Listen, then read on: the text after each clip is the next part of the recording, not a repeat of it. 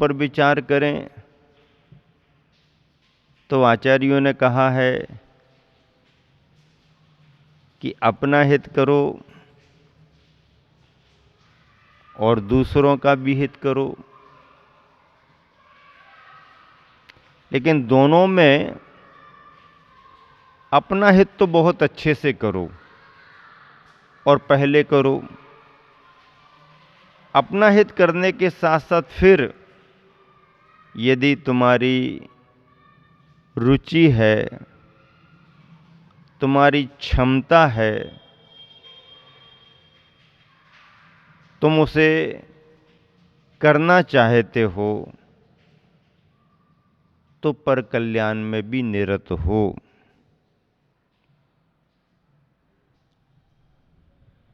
पर कल्याण का मार्ग भी ठीक है, लेकिन आचार्य महाराज परामर्श देते हैं कि अपने और पर के कल्याण में अपना कल्याण तो हमें बहुत अच्छे तरीके से करना ही चाहिए, लेकिन पर कल्याण के मार्ग को भी गौण नहीं कर सकते हैं। पर का कल्याण करें ही हम, ऐसी बाध्यता भी नहीं है। उसमें कथनचित अपनी आंतरिक इच्छा को भी देखा जाता है कि कितनी क्षमता है, कितनी रुचि है, कितना अनुकूल वातावरण है, उसके अनुसार वो निर्णय स्वयं करे। लेकिन मार्ग तो स्वपर कल्याण का है। स्वपर कल्याणकारी मुक्ति के इस मार्ग में अस्य मूल ग्रंथ करतारा के रूप में तो साक्षात तीर्थंकर भगवंत हैं, अरहंत हैं। उन्हीं से ही मार्ग का प्रवर्तन होता है। इस समय साक्षात अरहंत भगवान तो है नहीं, विदेह क्षेत्र में है। भरत और ऐरावत क्षेत्र में जहाँ की काल परिवर्तन होता है, तो अभी इस समय पंचम काल चल रहा है। पंचम काल में साक्षात अरहंत तो है नहीं, तीर्थंकर नहीं, अरहंत नहीं। लेकिन इस पंचम काल कलिकाल में भी 5 परमेष्टियों में से अंतिम 3 परमेष्टि आचार्य, उपाध्याय और साधुओं का मार्ग आज भी है। मोक्ष भले ही ना हो पंचम काल में, केवल ज्ञान भी भले ही ना हो पंचम काल में, लेकिन रत्नत्रय का मार्ग तो पंचम काल के अंत समय तक चलना ही है। ऐसे रत्नत्रय के मार्ग पर आगे बढ़ने वाले आचार्य, उपाध्याय और साधुओं में आचार्य परमेष्टि की बहुत बड़ी भूमिका है। आचार्य परमेष्टि जिन शासन के उन्नायक माने जाते हैं, इसलिए कहा जाता है कि आचार्य जिन शासनोन्नति कराह। उपाध्याय और साधुओं को संरक्षण भी उन्हीं से मिलता है। संघ की कुशल क्षेम आचार्यों की बरदानी छांव तले होती है। ऐसे तीनों परमेष्टियों में आचार्य परमेष्टि की भूमिका जिन शासन की प्रभावना के लिए बड़ी महत्वपूर्ण मानी गई है। आचार्य परमेष्टि गुरुवर आचार्य श्री विद्यासागर जी आत्म साधना की गहराई में जितनी डुबकी लगाते हैं,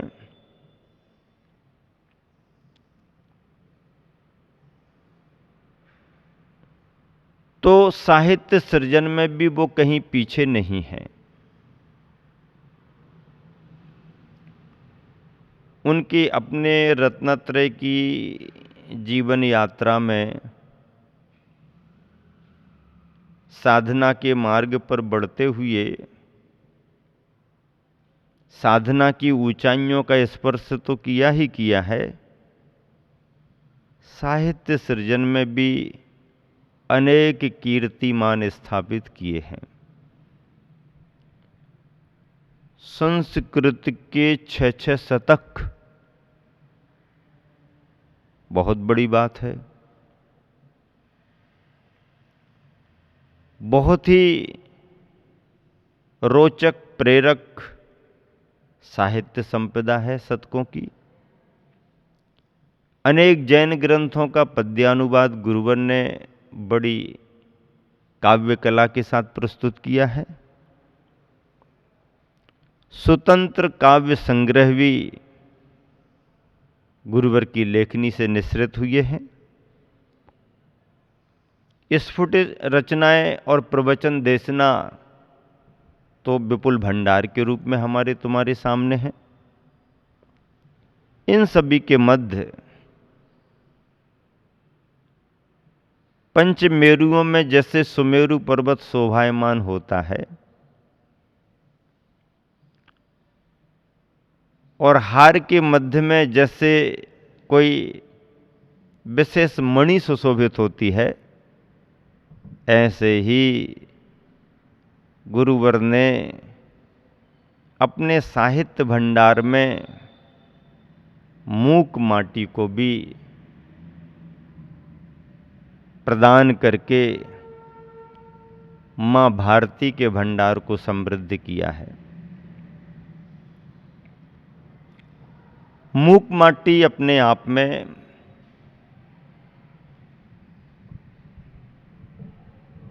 एक अद्भुत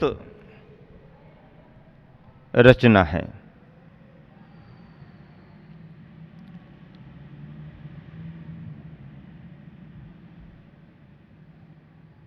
शीर्षक तो मूक माटी ही है, पर काव्य में माटी कहीं मूक नहीं है, माटी पद पद पर बोल रही है। मूक माटी का विषय जो है, पद दलित एक अकिंचन तुच्छ सी वस्तु माटी कुशल कुंभकार का योग पाकर के अपने समर्पण भावों के साथ साधना के सांचे में ढलकर मंगल का घट का रूप कैसे बन जाती है।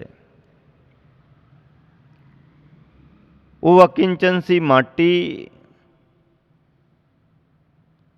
मंगल घट बन गया। ऐसी दार्शनिक चिंतना को लेकर के मूक माटी में काव्य की यात्रा आगे बढ़ी है। बड़े बड़े का कहना तो ये है कि बृहत स्तरीय 4 खंडों में निबद्ध ये महाकाव्य मूक माटी अपने आप में इसलिए भी अचरजकारी है कि इसकी विषय वस्तु जो है कोई किसी कथानक पर आधारित नहीं है, कोई पौराणिक कथानक नहीं है। इसका आधार स्वयं संत का चिंतन है। इसका आधार संत की दार्शनिकता है। इसका आधार काव्य और कविता के माध्यम से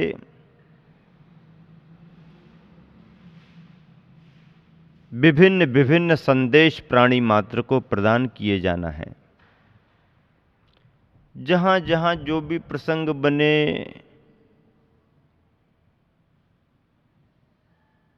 पात्रों के माध्यम से संदेश बनते गए। ऐसी मूक माटी गुरुवर आचार्य श्री के द्वारा लिखी गई। मैं तो सोच रहा हूं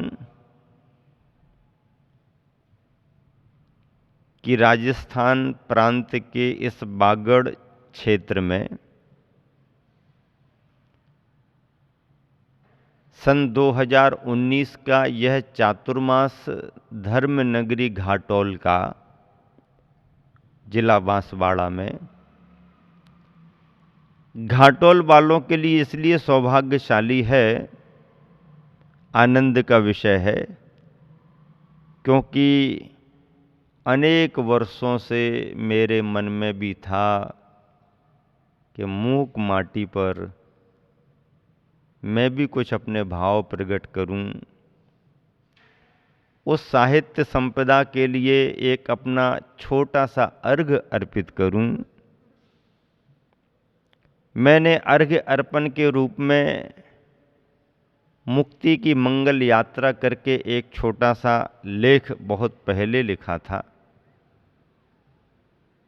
जब तब मूक माटी के संदर्भ में अपने प्रवचनों में, चर्चाओं में, कक्षाओं में सुनाता भी रहता हूँ। समय समय पर मूक माटी का अवलोकन भी करता रहता हूँ। विभिन्न प्रसंग मेरे पास नोट्स के रूप में हमेशा रहते हैं। अच्छे अवसरों पर मूक माटी का संदर्भ में सभी के समक्ष रखता ही हूँ। ऐसी मूक माटी पर मेरी अंतरात्मा बहुत समय से कुछ बोलने को कह रही थी। भाव भासना भी थी, पर इसे मैं एक योग ही कहूं कि ऐसा अच्छा सुयोग बनने में भी एक बहुत बड़े योग की ही जरूरत रही। मूक माटी पहली बार यदि कोई पढ़े तो पढ़ तो लेगा, लेकिन कितना पकड़ पाएगा उस तथ्य को, कथ्य को, ये कुछ कहा नहीं जा सकता। बार बार पढ़ना पड़ती है, बार बार समझना पड़ती है। जितनी बार समझें उतनी बार नए नए अर्थ प्रतीत होने लगते हैं। ऐसी इस मूक माटी के संदर्भ में इस सन 2019 के चातुर्मास में मूक माटी के मुखरित संदेश सुन रहे हो ना सभी जन ध्यान से। मूक माटी के मुखरित संदेश। माटी भले मूक है पर उसके संदेश कैसे मुखर होते हैं, संदेश कैसे मुखरित होते हैं, इसकी चर्चा इन दिनों में आप सबके बीच में रखी जाएगी। समाज रसपान करेगी। चाहती है समाज की मूक माटी के रहस्यों को सुना जाए, समझा जाए। योग बन गया है, मंगलाचरण के रूप में शुभारंभ हो चुका है। और सच बताऊं, मूक माटी को गुरुवर ने लिखा नहीं है, मूक माटी को गुरुवर ने जिया है। चिंतन में जिया है, साधना में जिया है, अनुभव में जिया है। मूक माटी बनकर के मूक माटी को गुरुवर ने लिखा है।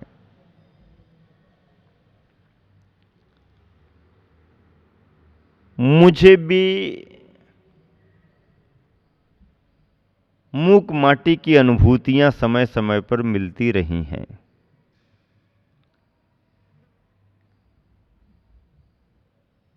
वैसे देखा जाए तो मूक माटी में गुरुवर ने स्वयं कहा है कि मैंने कब इसे लिखना प्रारंभ किया और लेखन का समापन कब किया। गुरुवर के ही अपने शब्दों में पंक्तियां हैं।